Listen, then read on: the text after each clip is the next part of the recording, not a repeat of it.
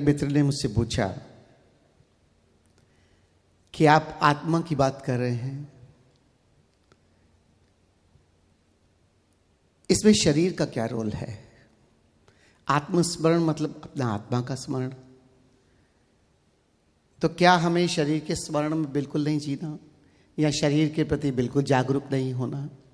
ओशो तो कहते हैं कि एक एक एक्शंस के प्रति जागरूक हो जाओ।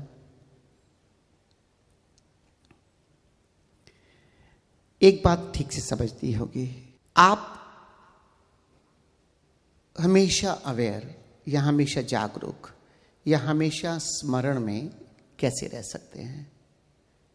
अगर आपको कोई फॉर्मूला दे दिया जाए कि आप इस तरह से गिनती गिन गिन के करो तो इम्पॉसिबल है। क्यों? क्योंकि जो सहज नहीं है वो निरंतर नहीं हो सकता। एक बात हमेशा याद रखना, हर चीज को निरंतर होने के लिए सहज होना पड़ेगा। सहज का अर्थ क्या है? जो मेरा जीवन है, जैसे मैं जीवन जी रहा हूं। मैं चाहूं कि मैं आत्मस्मरण मतलब अपने स्मरण में हमेशा रहूं और मैं इसके ऊपर कोई क्रियाएं थोप दूं या जिसमें मुझे अपना बहुत प्रयास करना पड़े, तो वो निरंतर कैसे होगा? प्रयास थोड़ी देर के लिए हो सकता है, लेकिन जिस आत्मस्मरण की हम बात कर रहे हैं वो तो है कि जो 24 घंटे बना रहे, हमेशा बना रहे। 24 घंटे का अर्थ ये नहीं कि सोते हुए भी हम पहले लग जाएं। कई बार कुछ विश्लेषण होते हैं कि निरंतर और हर समय बना रहे। जब तक वो सहज प्रक्रिया नहीं होगी तब तक वो निरंतर नहीं हो सकती। और सहज प्रक्रिया क्या है? सहज प्रक्रिया इस समय जो आप कर रहे हो और जो मैं कर रहा हूं, ये हमारी सहज प्रक्रिया है। मैं आपसे बात कर रहा हूं, कुछ बोल रहा हूं। अब मैं आपसे बोलते हुए क्या मैं अपनी शून्यता के स्मरण में जा सकता हूं? सहज नहीं हो सकता। ना मैं आपसे बोल पाऊंगा ठीक से और ना ही शून्यता के स्मरण में जी पाऊंगा। अब इस समय मेरी सहजता किस किस चीज की का उपयोग कर रही है? मेरे हाथ हिल रहे हैं, मेरी वाणी, मेरे शब्द आप तक पहुंच रहे हैं।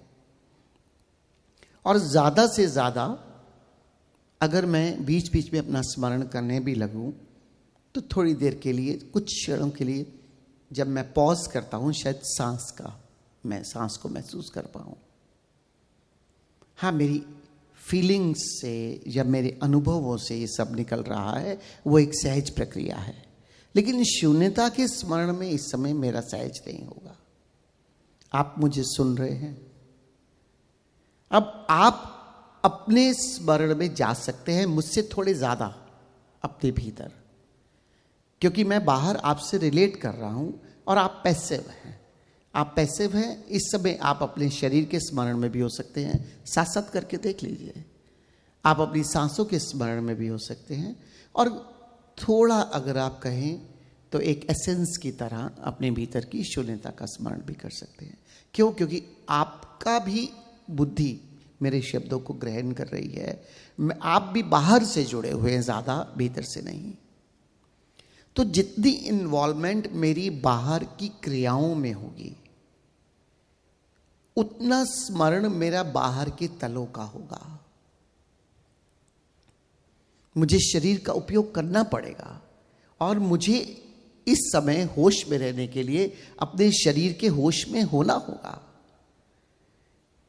आप पूछते हो कि क्या शरीर का स्मरण नहीं है? क्या शरीर आप नहीं हो? इस समय माना आध्यात्मिक दृष्टि से आप आत्मा हो, लेकिन वो आत्मा आपके शरीर के अंदर है और शरीर, मन, भावनाएं और आपकी चैतन्यता सारी जुड़ी हुई है। इस तरह से देखा जाए तो ये साइकोसोमैटिक कॉम्प्लेक्स आप कंप्लीट हो।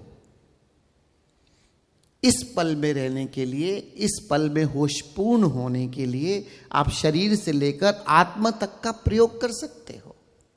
लेकिन जो जिस समय सहज हो। माना सुबह उठकर थोड़ी देर आप आंख बंद करके बैठना चाहते हैं, अब उस समय शरीर से शुरू तो कर सकते हो, लेकिन बहुत जल्दी आप अपनी चैतन्यता में पहुंच जाओगे, अपनी शून्यता में पहुंच जाओगे। और जितनी देर हो सकती है अपनी शून्यता के साथ अपना तादात्म्य गहराओ। जब आप ध्यान के लिए बैठे ही हो तो सहज आत्मस्मरण की ओर जाना है, ना कि कुछ आरोपित आत्मस्मरण की ओर जाना है। इस बात का ठीक से ध्यान रखना। और सहजता मेरे सहज क्रियाओं में और सहज जीवन शैली में है। इसलिए ओशो कहते हैं ध्यान क्या है? जो भी करते हो उसके साथ ध्यान होश जोड़ दो, ध्यान होश तो हो जाओगे। इसलिए जो भी करते हो उसके साथ होश को जोड़कर अपने स्मरण में आ सकते हो। शरीर का उपयोग इतना महत्वपूर्ण है आत्मस्मरण में। आपका मन कुछ क्षणों में आपको घेर लेता है, आप मूर्छा में चले जाते हैं। कृष्ण स्मृति में ओशो कहते हैं ऐसा कृष्ण भी कोई नहीं जो एक पल के लिए भी पूरे 24 घंटे में अपने मन के तल पर ना आंधा हो। और ऐसा कोई भी संसारी नहीं जो एक पल के लिए अपनी चैतन्यता का अनुभव ना करता हो। तो कभी तो होगा मूर्छा घेर सकती है। अब उस मूर्छा से जैसे ही जाग जाओ, ये शरीर इतना उपयोगी है क्योंकि स्थूल है। आप शरीर को महसूस करो, तत्क्षण इसी क्षण में आ जाओगे, इंस्टेंटली आप जागरूक हो जाओगे। इसलिए ओशो ने शरीर के प्रति जागरूकता को बहुत अहमियत दी, क्योंकि जितना शरीर के लिए जागोगे, उसके एक्शंस के प्रति जागोगे, आप इस क्षण से दूर नहीं जा सकते। और जीवन की सारी सुंदरता इसी पल में है। अगर जीवन को ठीक से जीना है तो पल पल ही जीना होगा। अगर जीवन में ठीक आनंदित जीवन को आपने उपलब्ध होना है तो पल पल ही जीना होगा, क्योंकि आनंद ना तो बीते हुए पल में है या ना आने वाले पल में है।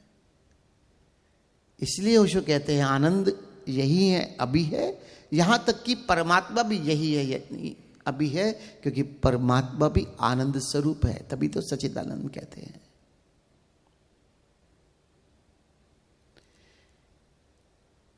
इसलिए आत्मस्मरण की जो भूमिका है हमारे जीवन में बहुत महत्वपूर्ण है, क्योंकि वो हमें होशपूर्ण जीवन की ओर ले जाती है, वो हमें आनंदपूर्ण जीवन की ओर ले जाती है, वो हमें शांतिपूर्ण जीवन की ओर ले जाती है। लेकिन ठीक से समझना कि सहज सांस मेरी सहज है, चली रही है। इसलिए सांस के साथ अपना स्मरण जोड़ना मुश्किल नहीं है। इसलिए विपस्सना बहुत प्रख्यात हुई, क्योंकि स्वभाव सहज का है। सांस अपने आप आ रही है, अपने आप जा रही है। इसको जबरदस्ती लेनी नहीं पड़ रही, जबरदस्ती छोड़नी नहीं पड़ रही। जब तक जीवन है सांस है। इसलिए कभी भी सांस के साथ जुड़कर आप स्मरण में हो सकते हैं। क्यों? क्योंकि शरीर को पकड़ो या सांस को पकड़ो, बाहर की क्रियाएं जब तक चल रही है इन दो तलों पर स्मरण हो सकता है, और जैसे ही चुप होते हो एकदम शून्यता तक जा सकते हो। मुझे सुनते हुए आप शरीर के तल से लेकर अपने भीतर की शून्यता को पूरी तरह से जी सकते हो। किसी भी पोस्चर में आप बैठे हो इज नॉट इम्पॉर्टेंट।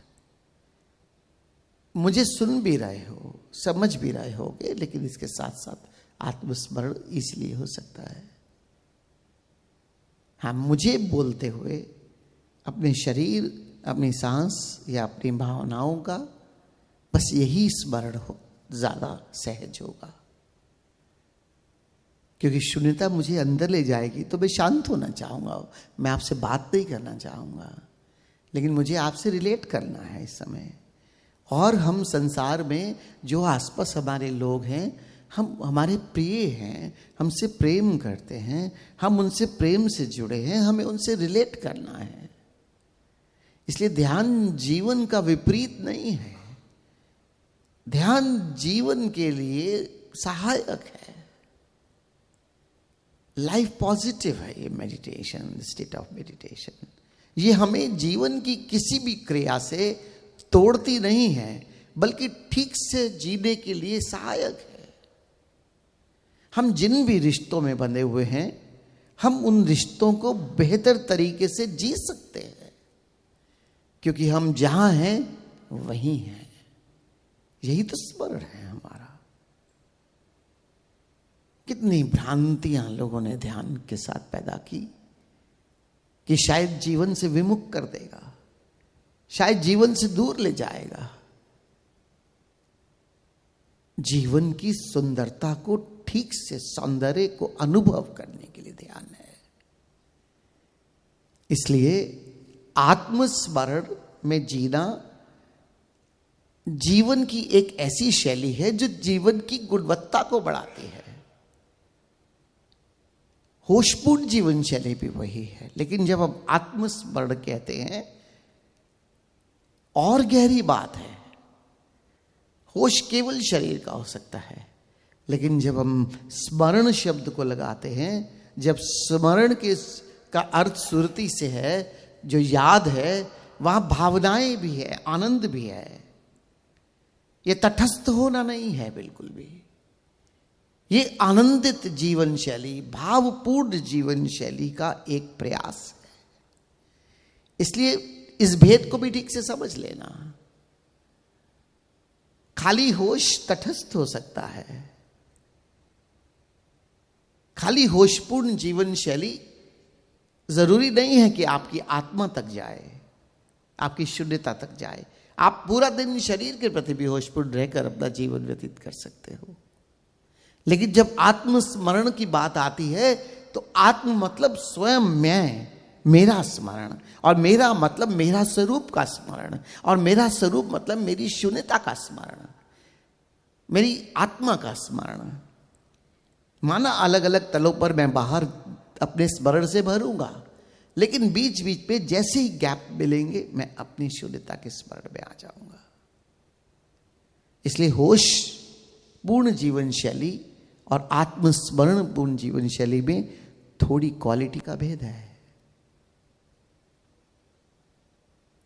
ये आनंद की वो गहराई है जिसमें मेरा होना है।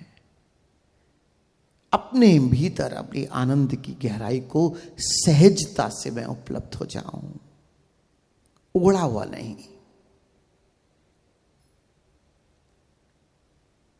कोई आरोपित नहीं बाहर से, कोई जमा घटा नहीं,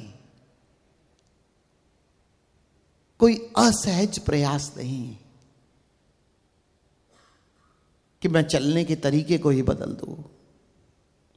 माना बुद्ध ने जब चक्रवर्ण की बात की, ठीक शुरू में साधते हुए,